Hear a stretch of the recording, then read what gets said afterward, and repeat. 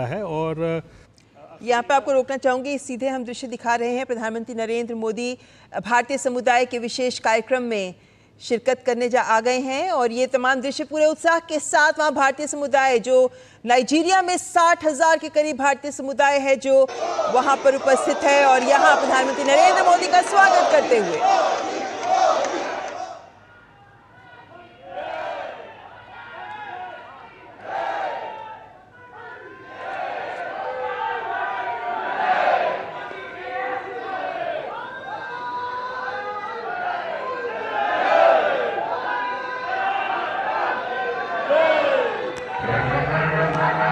भारत जय हे भारत भाग्य विधाता, पंजाब सिंधु गुजरात मराठा द्राविड़ उत्कल गंगा, विंध्य हिमाचल यमुना गंगा उच्छल जलधि तरंगा, तब शुभ नामे जागे, तब शुभ आशीष मांगे, गाहे तब जय गाथा, जन गण मंगल दायक जय हे भारत भाग्य विधाता, जय हे जय हे जय हे जय जय जय जय हे।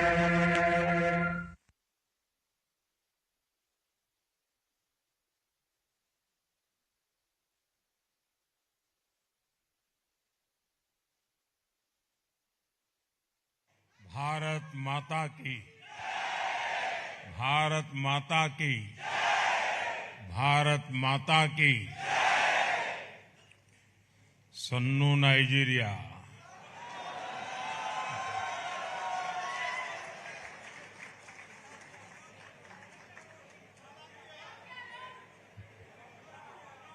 नमस्ते।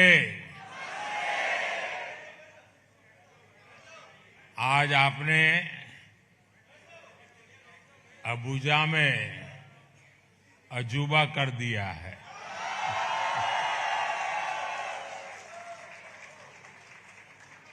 अबुजा में अद्भुत समा बांध दिया है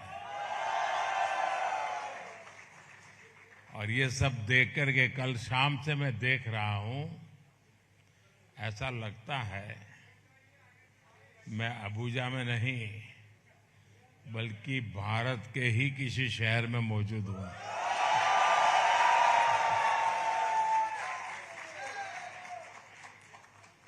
आप में से बहुत सारे लोग लेगोस, कानो, कड़ूना और पोर्ट हारकोट से ऐसे ऐसे अलग इलाकों से अबुजा पहुंचे हैं और आपके चेहरे की ये चमक, आपका ये उत्साह,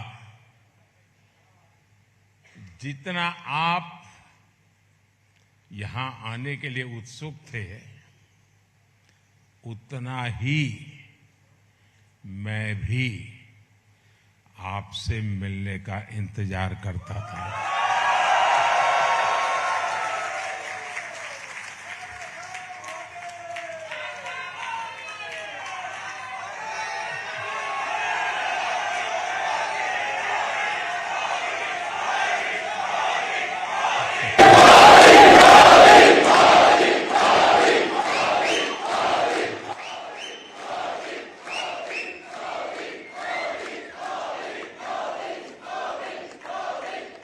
आपका ये प्यार, ये स्नेह, ये मेरे लिए बहुत बड़ी पूंजी है।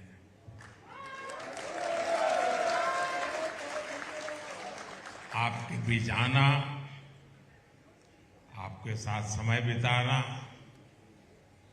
और ये पल जीवन भर मेरे साथ रहेंगे।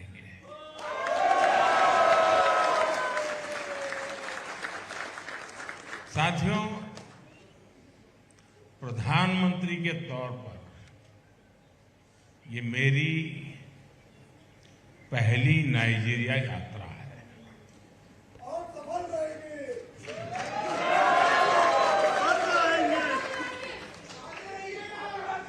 लेकिन मैं अकेला नहीं आया।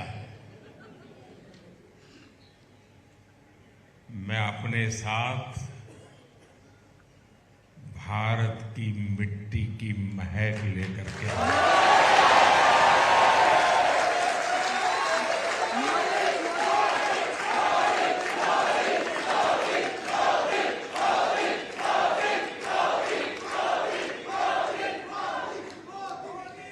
और करोड़ों करोड़ों भारतीयों के तरफ से आपके लिए ढेर सारी शुभकामनाएं लेकर के आया।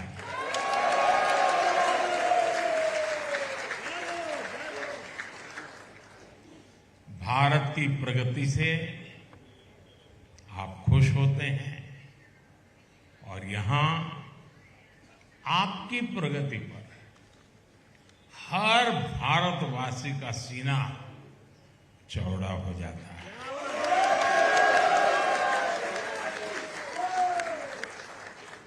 चौड़ा होने के कितना होता है? कितना?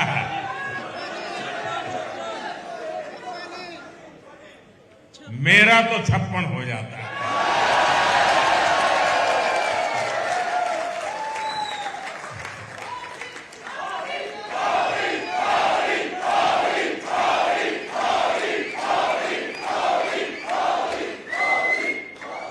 साथियों, मैं आज अभी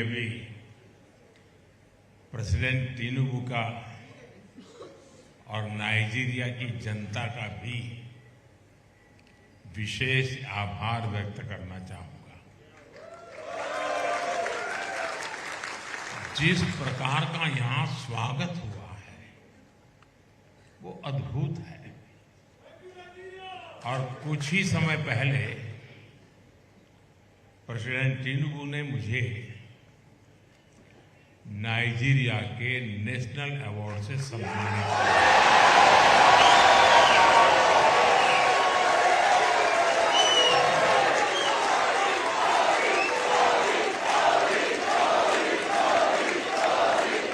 ये सिर्फ मोदी का सम्मान नहीं है,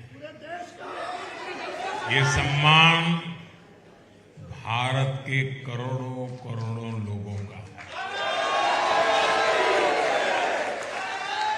और ये सम्मान आप सभी का है, यहां रह रहे भारतीयों का है।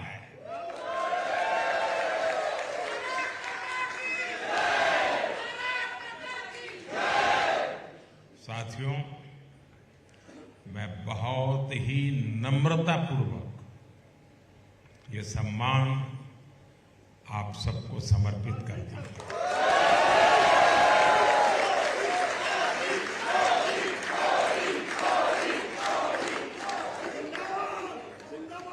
साथियों, प्रेसिडेंट टिनुबू से बातचीत के दौरान वो नाइजीरिया की प्रगति में आपके योगदान की बार बार तारीफ कर रहे थे।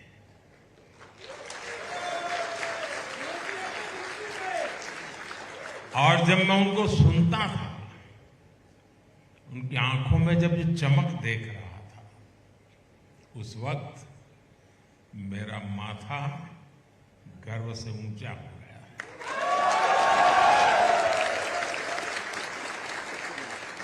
जैसा कोई फैमिली मेंबर करियर में बहुत ऊंचा पहुंच जाता है और जैसे उसकी माता पिता को, उसके गांव वालों को उस पर गर्व होता है, वैसे ही भावना से मैं भरा हुआ हूं।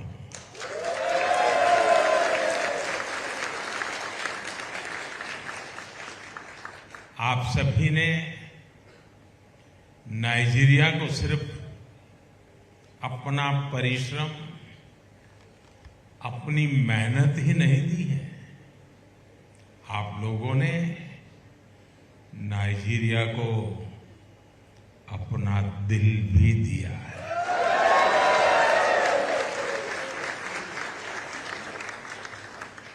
यहां का भारतीय समुदाय हमेशा से नाइजीरिया के हर सुख दुख में साथी रहा है। नाइजीरिया के लोग आज 40 या 60 में जो लोग हैं, उनमें से अनेक ऐसे मिलेंगे जिनको किसी न किसी भारतीय टीचर ने पढ़ाया होगा।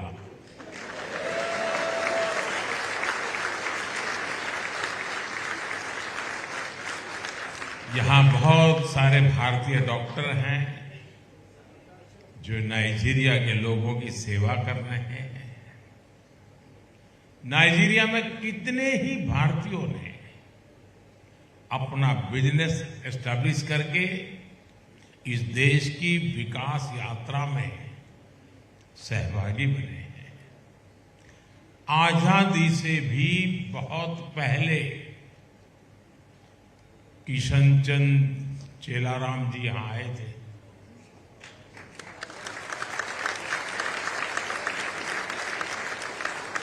तब ये कोई नहीं जानता था कि उनकी कंपनी नाइजीरिया के सबसे बड़े बिजनेस हाउस में से एक बन जाएगी।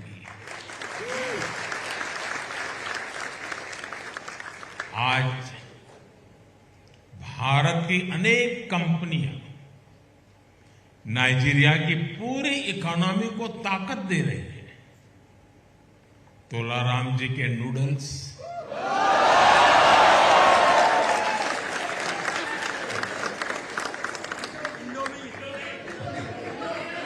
यहाँ घर घर में आनंद से खाए जाते हैं।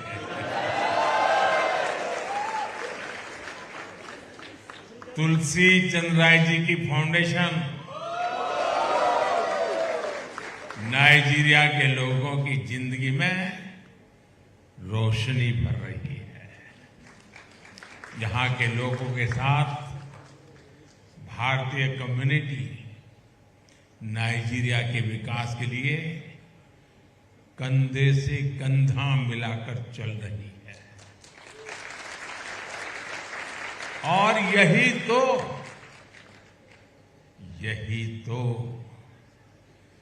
भारत के लोगों की बहुत बड़ी ताकत है, भारत के लोगों के संस्कार है।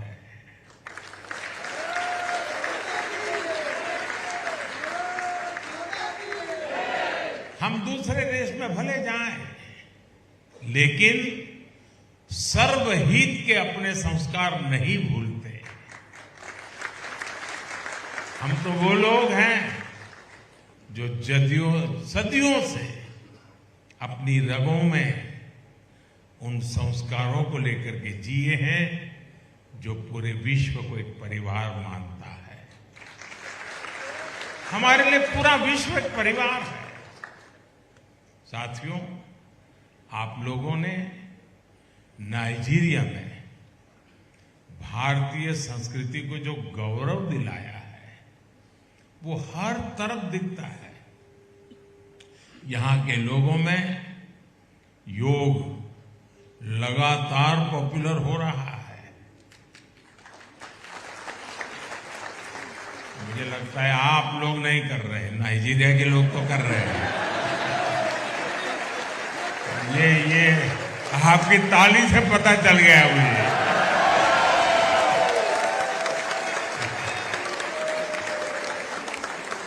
देखिए साथियों, पैसे कमाइए, नाम कमाइए, जो कमाना है कमाइए, लेकिन कुछ समय योग के लिए भी तो लगाइए।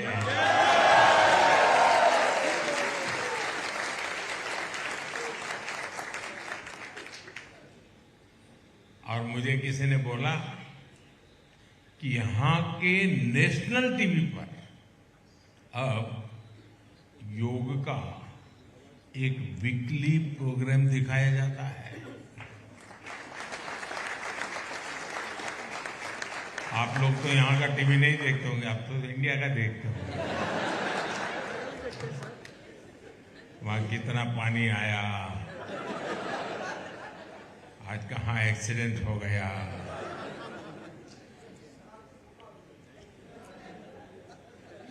और यहां नाइजीरिया में हिंदी भी बहुत पॉपुलर हो रही है।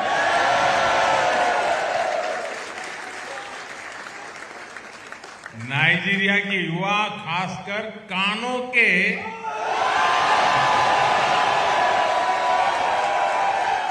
काफी स्टूडेंट हिंदी सीखते हैं।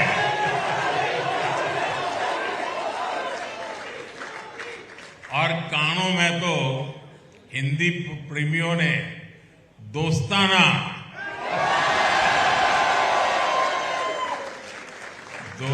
नाम का एक ग्रुप भी बना लिया, यहां मौजूद है। और इसलिए जब इतना ज्यादा दोस्ताना है तो फिर भारत की फिल्मों से दोस्ती होना भी बहुत स्वाभाविक है।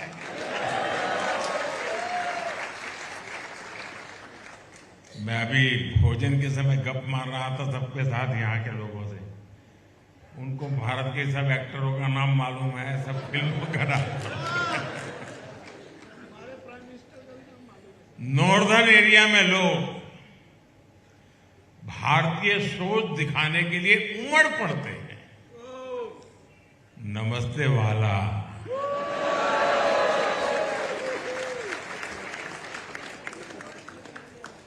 ये वाला शब्द समझ आ जाता है लोगों को। ये मूलतः गुजराती शब्द है, मारा वाला।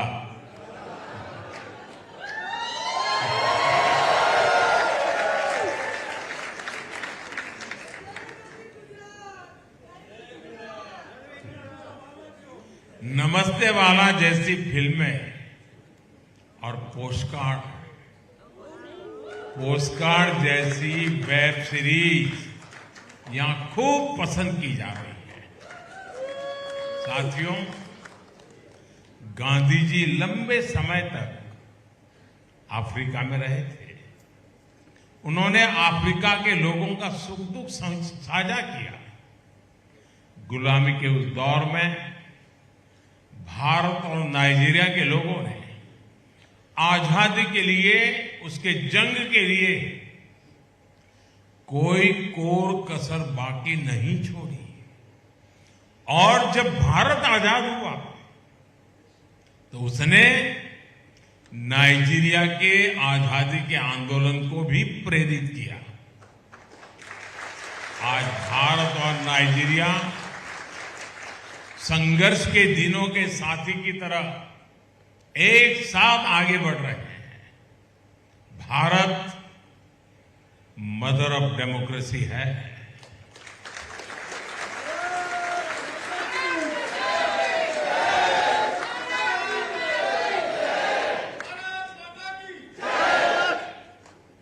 तो नाइजीरिया अफ्रीका की सबसे बड़ी डेमोक्रेसी है। हम दोनों के पास डेमोक्रेसी की समानता है। हम दोनों के पास डायवर्सिटी की समानता है। और हम दोनों देशों के पास डेमोग्राफी की ऊर्जा है।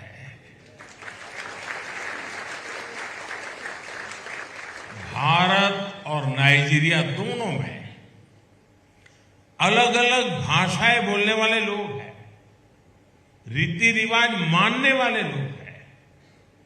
यहां लेगोस के जगन्नाथ जी भगवान,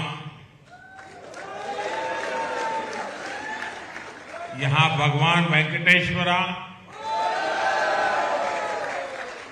गणपति दादा,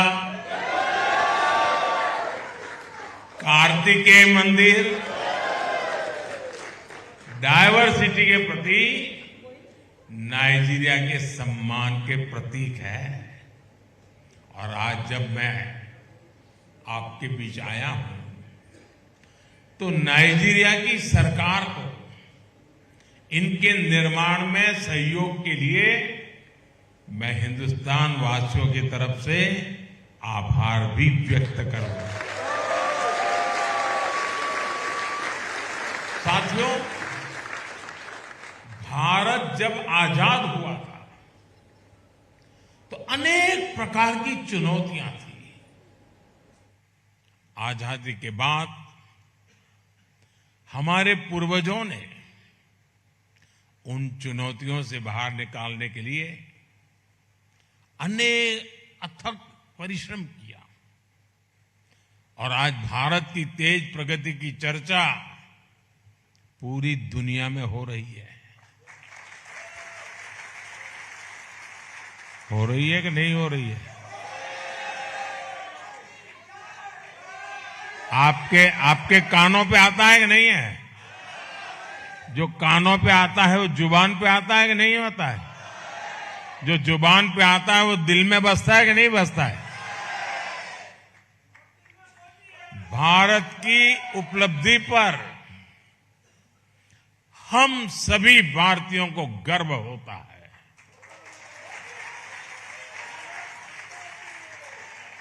आप बताइए, आपको भी गर्व होता है कि नहीं होता है? जब भारत का चंद्रयान चंद्रमा पर पहुंचा तो आपको गर्व हुआ कि नहीं हुआ? आप भी उस दिन आंखें फाड़ करके टीवी के सामने बैठे थे कि बैठे थे? जब भारत का मंगलयान मंगल पर पहुंचा तो आपको गर्व हुआ कि नहीं हुआ? जब आप made in India fighter plane Tejas को देखते हैं, जब आप made in India aircraft carrier INS Vikrant को देखते हैं तो आपको गर्व होता है कि नहीं होता? आज भारत स्पेस सेक्टर से लेकर मैन्युफैक्चरिंग तक, डिजिटल टेक्नोलॉजी से लेकर के हेल्थ केयर तक दुनिया के बड़े बड़े देशों का मुकाबला कर रहा है।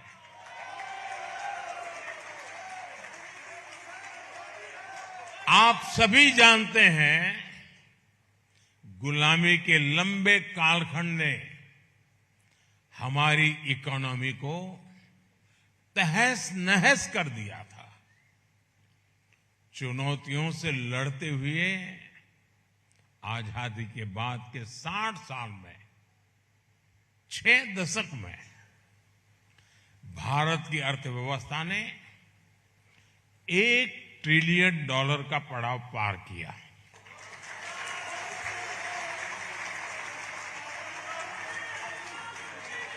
कितने वर्षों में? भूल गए। कितने वर्षों में? कितने दशक? 6 दशक में कितना? मैं कोई टीचर नहीं हूं, मैं ऐसे ही पूछ रहा हूं। हम भारतीय डटे रहे और ताली अब बजानी है। ऐसे ही बजाओगे क्या?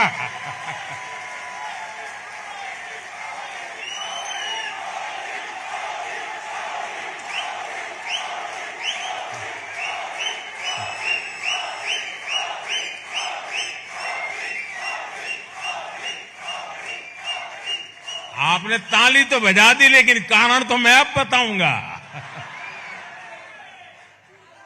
6 दशक में क्या हुआ वो आपने अभी ताली बजाई, अब ताली डबल बजानी पड़ेगी। बीते 1 दशक में भारत ने अपनी जीडीपी में करीब $2 ट्रिलियन और जोड़ दिया।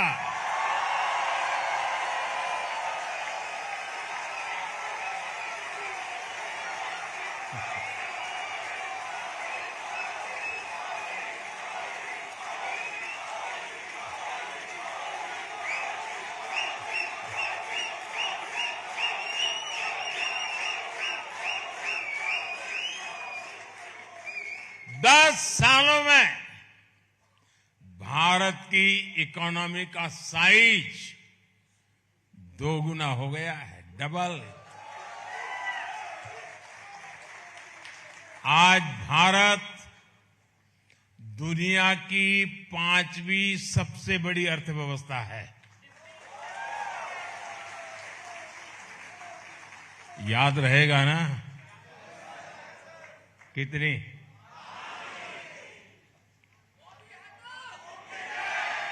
और वो दिन दूर नहीं जब भारत $5 ट्रिलियन की इकोनॉमी बन जाएगा।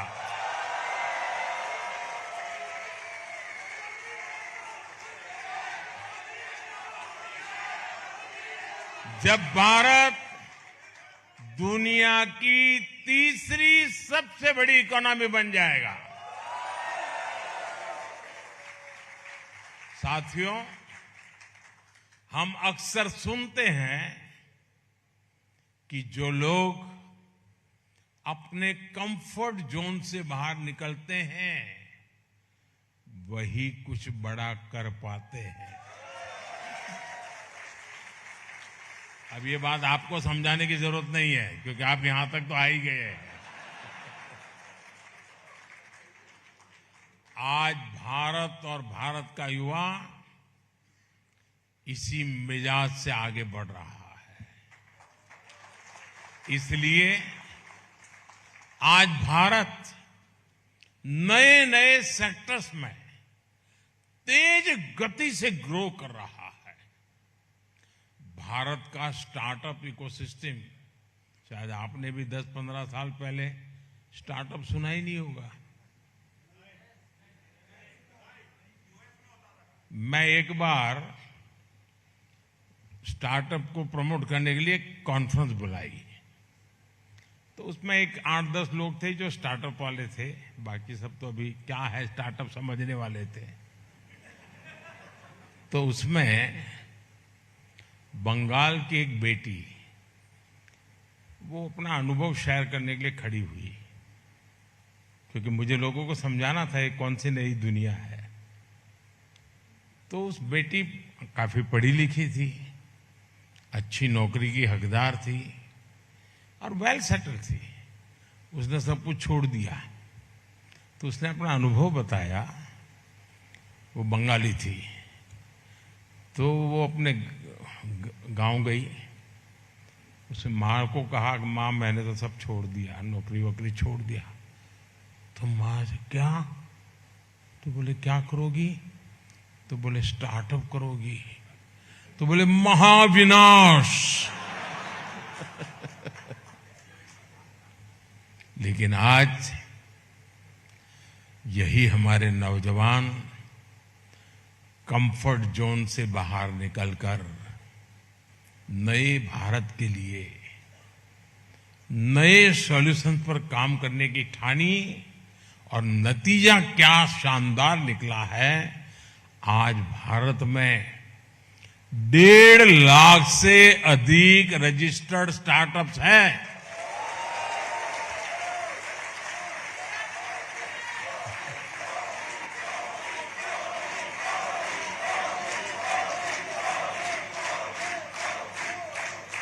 जिस स्टार्टअप्स का नाम सुनते ही मां चिल्लाती थी कि महाविनाश, वही स्टार्टअप आज कह रहा है महाविकास।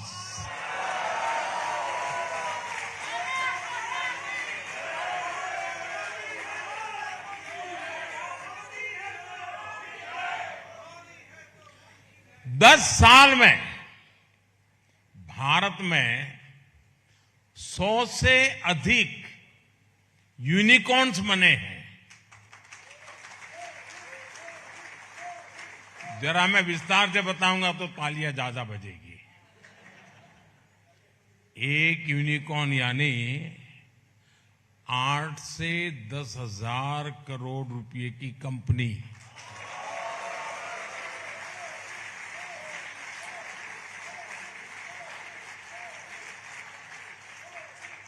भारत के नौजवानों द्वारा बनाई ऐसी 100 से ज्यादा कंपनियां आज भारत के स्टार्टअप कल्चर का परचम लहरा रही है।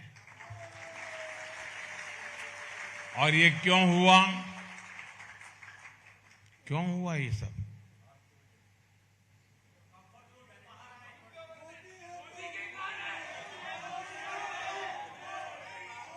क्यों हुआ?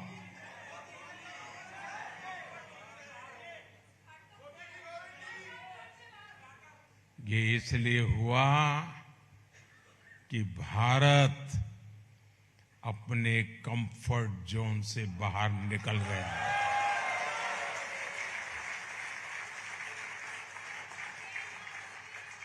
साथियों, मैं एक और उदाहरण आपको देता हूं। भारत हमेशा अपने सर्विस सेक्टर के लिए जाना जाता है। ये हमारी इकोनॉमी का एक स्ट्रांग पिलर रहा है। लेकिन हम इतने से ही संतुष्ट नहीं हुए। हमने कंफर्ट से बाहर निकलकर हमने एक वर्ल्ड क्लास मैन्युफैक्चरिंग हब बनाने की ठानी। हमने मैन्युफैक्चरिंग इंडस्ट्री को जबरदस्त बढ़ावा दिया। आज भारत दुनिया के सबसे बड़े मोबाइल फोन मैन्युफैक्चरर में से एक है।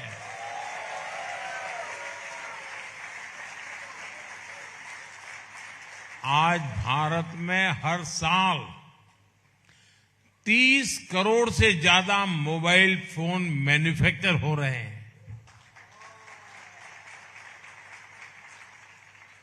यानी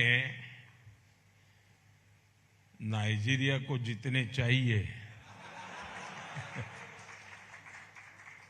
उससे ज्यादा।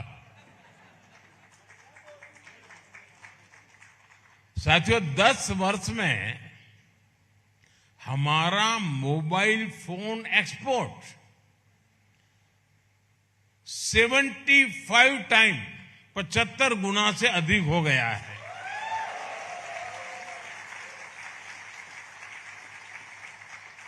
इन्हीं 10 सालों में भारत का डिफेंस एक्सपोर्ट ये करीब करीब 30 गुना बढ़ गया है।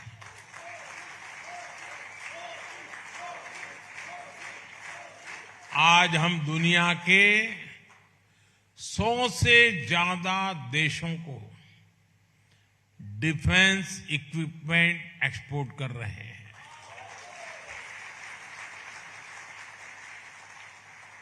साथियों, स्पेस इंडस्ट्री में तो भारत जो कमाल कर रहा है उसकी प्रशंसा तो दुनिया भर में हो रही है। भारत ने ठाना है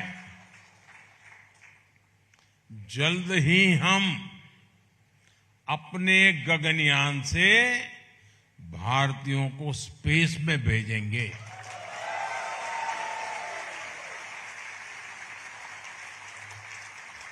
भारत अंतरिक्ष में स्पेस स्टेशन भी बनाने जा रहा है।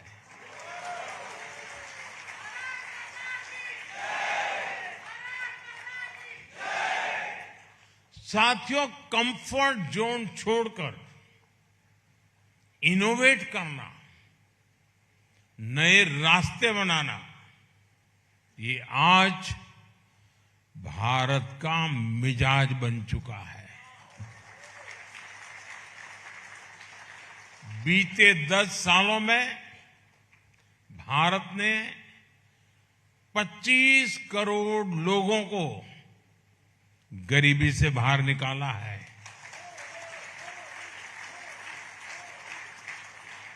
इतने सारे लोगों का गरीबी से बाहर आना ये दुनिया के लिए बहुत बड़ी प्रेरणा है। ये हर देश के लिए एक उम्मीद जगाता है। अगर भारत ने किया है तो हम भी कर सकते हैं। आत्मविश्वास से भरा भारत आज एक नई यात्रा पर निकल पड़ा है। लक्ष्य है विकसित भारत बनाना।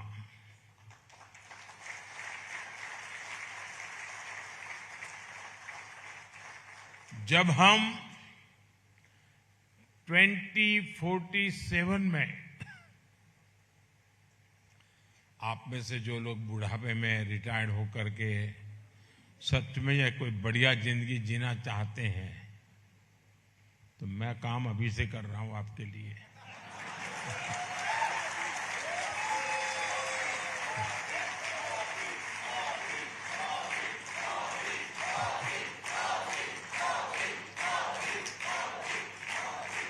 जब हम 2047 में आजादी के 100 साल मनाएंगे तो भारत विकसित हो, भव्य हो, इसके लिए हर भारतीय मिलकर के काम कर रहा है।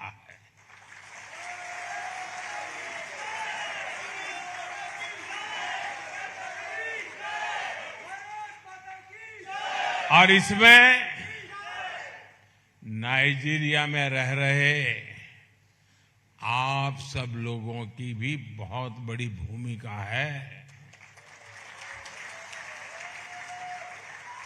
साथियों, ग्रोथ हो, पीस हो,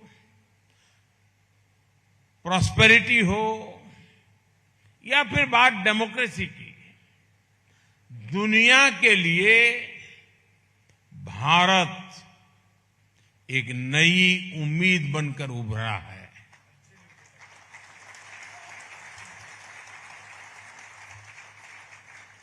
आपका अनुभव होगा, आप दुनिया में आप जहां गए होंगे, लोग आपको सम्मान की नजर से देखते हैं कि नहीं देखते हैं?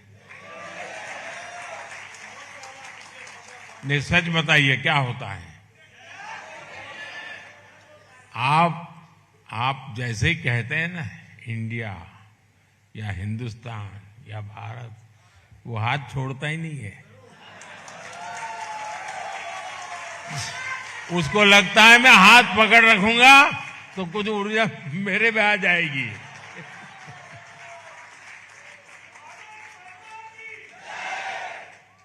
साथियों, दुनिया में कोई भी मुश्किल आती है तो भारत विश्व बंधु के तौर पर फर्स्ट रिस्पॉन्डर बनकर वहां पहुंचता है।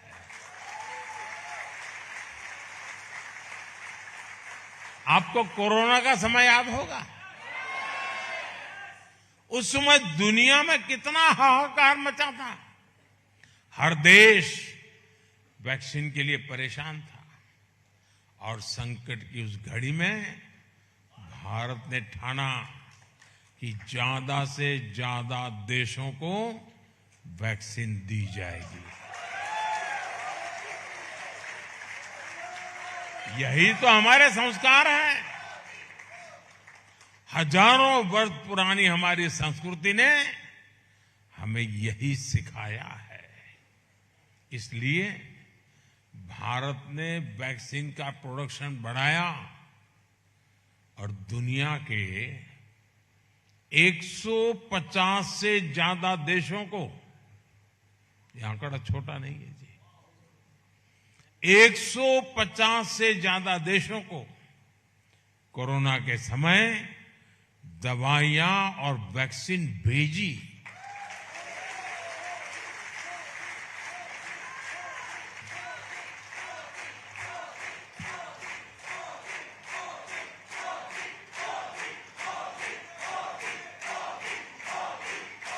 नाइजीरिया समेत अफ्रीका के कितने ही देशों में भारत के इस प्रयास से हजारों लोगों का जीवन बचा। साथियों, आज का भारत सबका साथ,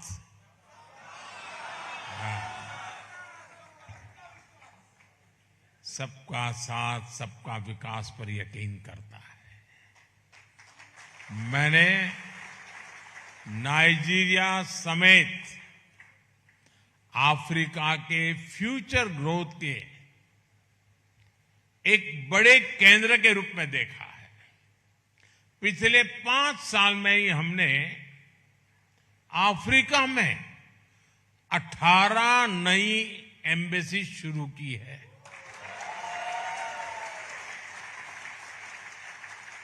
बीते सालों में अफ्रीका की आवाज को ग्लोबल प्लेटफॉर्म्स पर उठाने के लिए भारत ने हर संभव प्रयास किया है।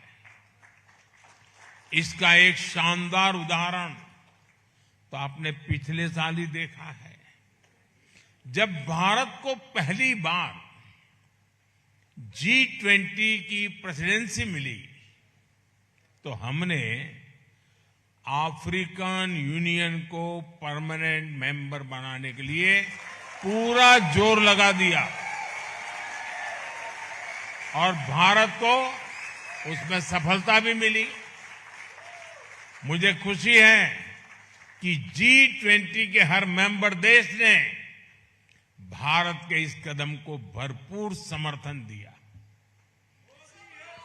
और भारत के निमंत्रण पर नाइजीरिया ने वहां गेस्ट कंट्री के रूप में पूरी शान से इस इतिहास को बनते देखा। राष्ट्रपति बनने के बाद प्रेसिडेंट टिनुबू की पहली यात्राओं में से एक भारत की यात्रा थी और G20 के लिए भारत आने वाले प्रेसिडेंट टिनुबू सबसे पहले मेहमानों से भी एक थे। साथियों, आप में से बहुत सारे लोग अक्सर बीच बीच में भारत आते रहते हैं। त्योहारों पर घर के सुख दुख में आप लोग शामिल होते हैं और इसके लिए भारत से आपके रिश्तेदार मैसेज भी करते हैं, फोन भी करते हैं। अब मैं भी आपके परिवार का सदस्य हूं।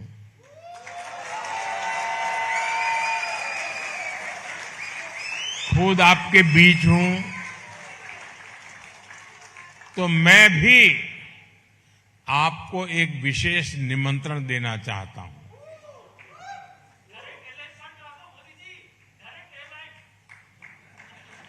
अगले वर्ष जनवरी में भारत में अनेक उत्सव एक साथ आने वाले हैं। जनवरी महीने में हर वर्ष हम 26 जनवरी को रिपब्लिक डे के रूप में मनाते हैं दिल्ली में, देश में।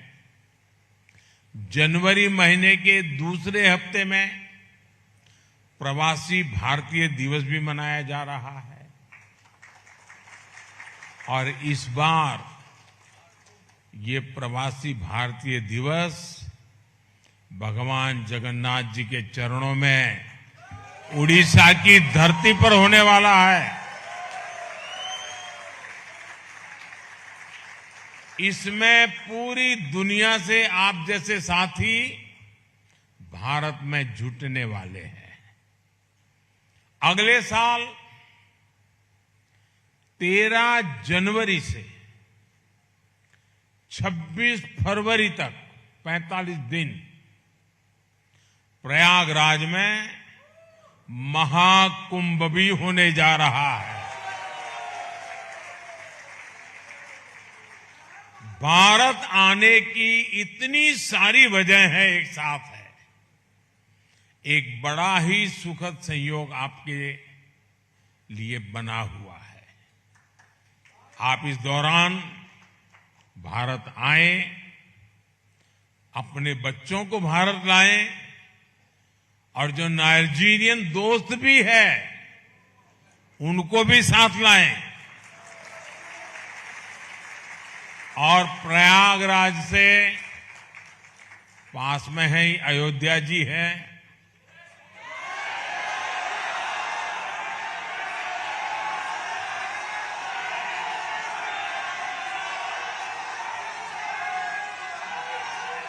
काशी भी ज्यादा दूर नहीं है, कुंभ में आए तो आप वहां जाने का भी प्रयास करिएगा। और काशी में जो नया विश्वनाथ भगवान का धाम बना है पूरा देखने जैसा है। और अयोध्या में 500 साल बाद